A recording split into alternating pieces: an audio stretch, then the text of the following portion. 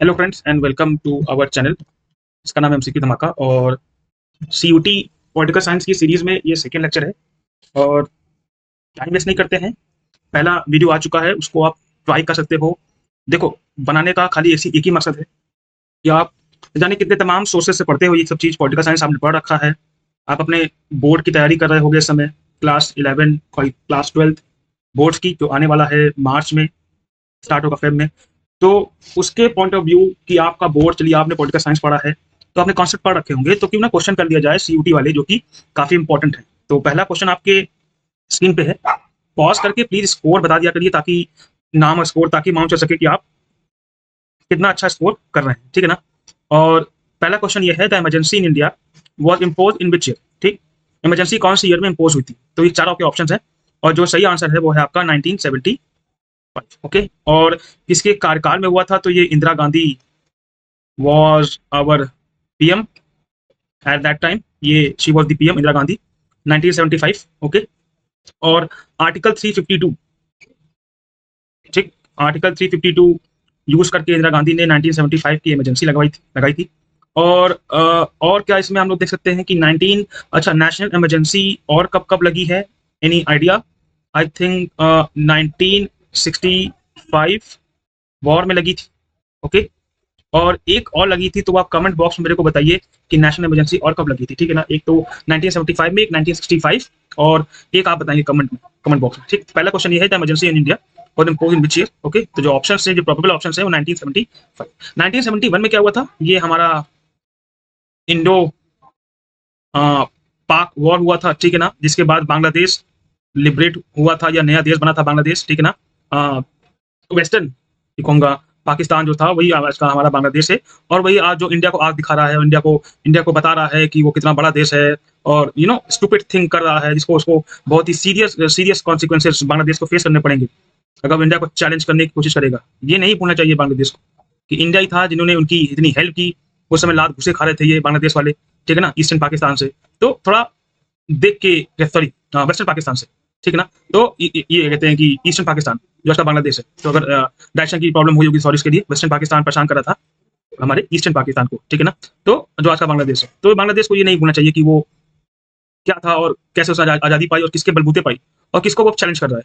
तो they have to look into that, the international relations, they can not spoil the relationship with India. Okay, now तो इसका सही answer 1975। चलते हैं आगे। Which of the following is a feature of a federal system. तो देखा जाए तो फेडरल सिस्टम आपने पढ़ रखा होगा, इसमें से कौन सा फीचर फेडरल सिस्टम को हक उसके फेवर में है। तो सिंगल कॉन्स्टिट्यूशन, ये ऑप्शन नहीं होगा। सेंट्रलाइज्ड पावर, ये भी नहीं होगा। डिवीजन ऑफ पावर्स देखते हैं, और यूनिटरी गवर्नमेंट, तो ये भी नहीं होगा।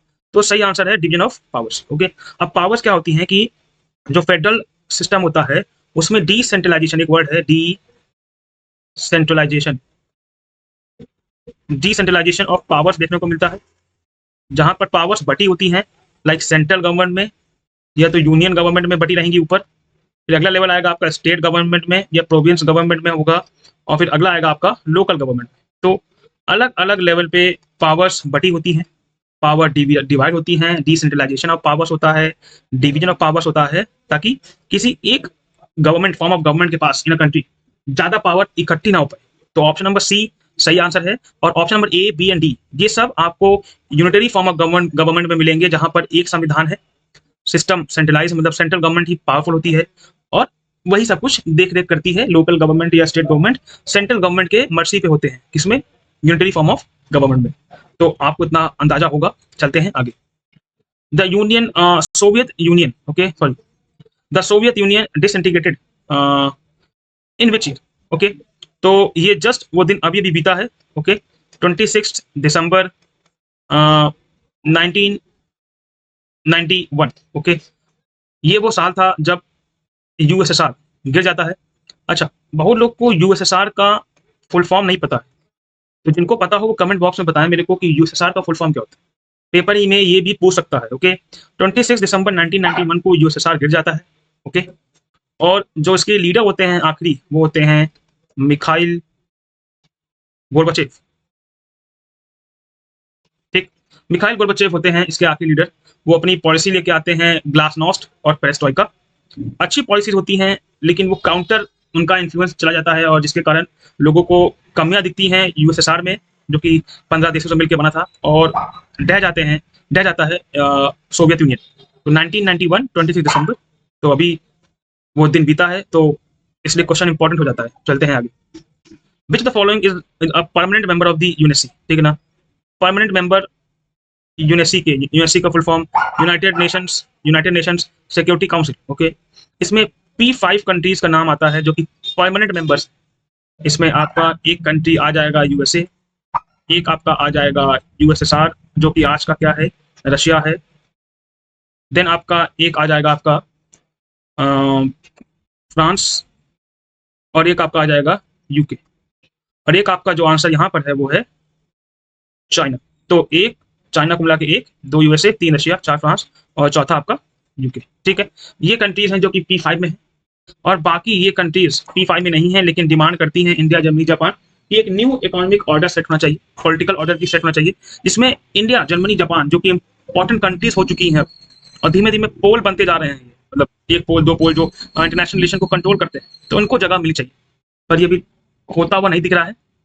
चलते हैं आगे। तो ये P5 कंट्रीज थी जिसमें सही आंसर आपका चाइना है। चलते हैं आगे।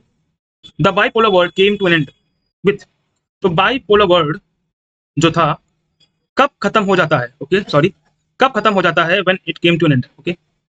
तो अब आपको पता है कि वर्ल्ड वॉर सेकेंड, ओके, 1939 से 45 तक वर्ल्ड वॉर सेकेंड चलता है, ओके, जिसमें यूके जो कि एक प्रोमिनेंट पावर था वो रिप्लेस हो जाता है यूएसए से, ठीक है, और यूएसए को काउंटर करने के लिए यूएसएसआर आता है। तो ये दो पोल थे, एक यूएसए और एक सेकंड पोल कौन था, यूएसएसआर। तो ये दोनों के बीच होता है कोल्ड वॉर, ओके। काफी सीक्वेंस हैं कोल्ड वॉर में, काफी इवेंट्स हैं कोल्ड वॉर में। कोल्ड वॉर होता है, अच्छा, जब कोल्ड वॉर होता है तो रेस होती है यूएसए और यूएसएसआर की हर फ्रंट पे, कौन जीतेगा कौन हारेगा।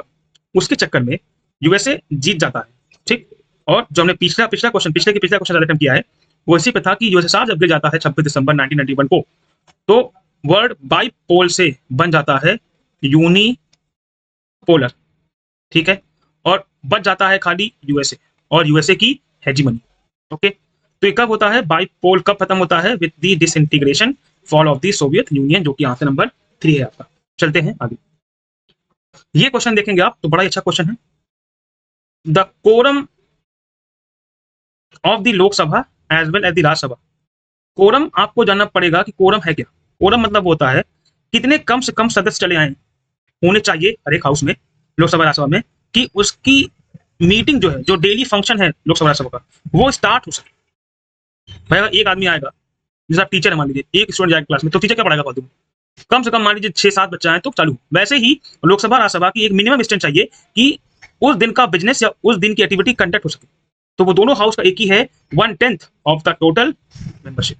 एग्जाम्पल मैं दे रहा हूं, मान लीजिए 540 मेंबर्स हैं आपकी लोकसभा में, तो 1/10 मतलब 54 मेंबर्स कम से कम होने चाहिए कि हाउस की एक्टिविटी कंडक्ट कराई जा सके उस दिन लोकसभा की। ऐसे राज्यसभा होगा 250, तो वो 25 हो जाएगा, ठीक है, 1/10। आई होप आपको समझ में आया होगा। चलते हैं आगे। NAM was officially founded in which year. NAM ये भी कोल्ड वॉर की एक्टिविटी है, ठीक है। इसमें जवाहरलाल नेहरू आ जाते हैं, ठीक है ना, जवाहरलाल नेहरू, और इसका full form non alignment movement होता है। इसमें ये बोलते हैं नैम वाले कि हम किसी एक पावर ग्रुप के साथ नहीं जाएंगे, ना हम जाएंगे यूएसए के साथ और ना हम जाएंगे यूएसए के साथ। जब हम जाएंगे ही नहीं तो वो युद्ध नहीं कर पाएंगे तो देश दुनिया में शांति रहेगी, ठीक है। 1955 नैम का एक इंपॉर्टेंट ईयर है। 1955 में होता है बैंगडन, ठीक है। बैंगडन कॉन्फ्रेंस होता है जहां पर नैम की नींव रखी जाती है, ठीक, नैम की। और 1961 पहला समिट होता है, ठीक है, बेलग्रेड में। 1961 बेलग्रेड, जहां पर नैम की ऑफिशियल अनाउंसमेंट होती है और पहली समिट होती है 1961 नैम। तो आपके ऑप्शन 1955 भी दे सकता है बैंगडन कॉन्फ्रेंस का, या 1961। आपको देखना है कि कौन सा ऑप्शन है, ठीक है। अच्छा, ऑप्शन नंबर 3 देखिए, 1962 में क्या हुआ था। 1962 में हमारा हुआ था इंडो चाइना वॉर, ओके, तो आपको ये चीजें इवेंट्स याद रखनी है। चलते हैं आगे नेक्स्ट क्वेश्चन की तरफ। नेक्स्ट क्वेश्चन आपका कह रहा है, क्या कह रहा है आपका कि the council of ministers has to resign if a no confidence motion is pass by a majority of members of, कि भैया नो कॉन्फिडेंस मोशन अगर पास हो जाता है, ठीक है, काउंसिल ऑफ मिनिस्टर्स के अगेंस्ट, तो उनको रिजाइन करना पड़ता है। तो ये कहाँ पास होता है? सबको पता है कि भैया ये हमारा लोकसभा में ही पास हो सकता है। ये ऑप्शन नंबर 1 है, ये ऑप्शन नंबर 2 है, ये ऑप्शन नंबर 3 है, ऑप्शन नंबर 4। लोकसभा एक ऐसी जगह है जहां पर अगर vote of no confidence pass हो जाता है तो काउंसिल ऑफ मिनिस्टर्स को रिजाइन करना पड़ेगा। चलते हैं आगे। Question number 9, which article of the Indian constitution empowers the president to consult the supreme court? तो कौन सा आर्टिकल है इंडियन कॉन्स्टिट्यूशन में जो ये एम्पावर करता है कि president supreme court means CGI को कंसल्ट कर सकता है एडवाइस के लिए, एडवाइस लेने के लिए, ठीक है? तो आर्टिकल 143 आपका वो आर्टिकल है जहां पर प्रेसिडेंट सुप्रीम कोर्ट के जजेस से या सीजीआई से, बेसिकली सीजीआई से कंसल्ट मांग सकते हैं किसी एक मैटर के। ओके, पर जब सुप्रीम कोर्ट या सीजीआई एडवाइस देंगे अपनी प्रेसिडेंट को, तो प्रेसिडेंट उसको मानने के लिए बाध्य नहीं है, मतलब फोर्स नहीं किया जा सकता है सीजीआई या सुप्रीम कोर्ट के द्वारा कि प्रेसिडेंट हमारी कंसल्टेशन आप मानिए, नहीं किया जाता है। ओके, नहीं किया जा सकता है प्रेसिडेंट को। ये है हमारा आर्टिकल 143। आर्टिकल 32 आपको पता ही होगा, हमारा फंडामेंटल राइट से जुड़ा हुआ है, हाँ, कॉन्स्टिट्यूशनल रेमेडीज हैं, ठीक है ना, और जिसके जिसके अकॉर्डिंग रिट्स इशू की जाती है अगर आपका फंडामेंटल राइट्स ब्रीच हो जाता है by Supreme Court under article 32 and by article 226 by High Court by the under the article 226। Okay, चलते हैं आगे। The president can dissolve the Lok Sabha on the recommendation, ठीक है ना, प्रेसिडेंट भैया देखो लोकसभा डिसॉल्व कर सकते हैं कब? On the recommendation of the cabinet.